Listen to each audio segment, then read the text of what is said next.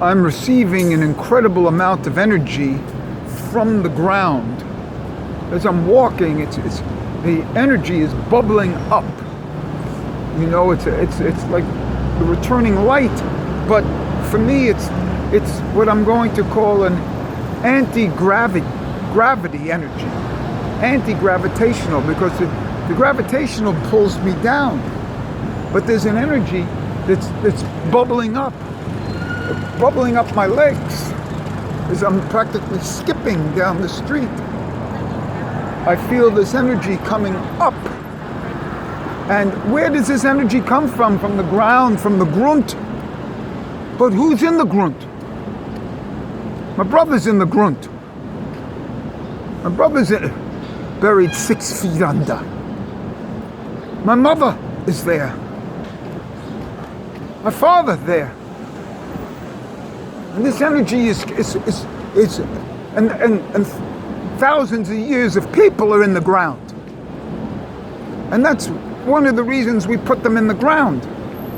So that the energy of those souls can stimulate the earth, the grunt, and the energy coming up to fight this energy that is the downward gravitational pull. So there's an anti-gravitational energy that I'm feeling. So I walk down the street, bouncing, bubbling is the word that I'm saying. The ground itself is hot. It's bubbling for me. It's bubbling, you see? And once I feel this, all of a sudden my legs, because my legs were stiff, now they're flexible. Getting the energy from my brother, you see? Pervading the ground, all the dead people. This is one of the reasons not to have cremation, because it doesn't go into the ground and the soul is lost in the body.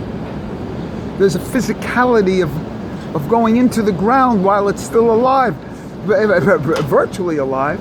I mean, right after it died, the soul has to be involved with the body.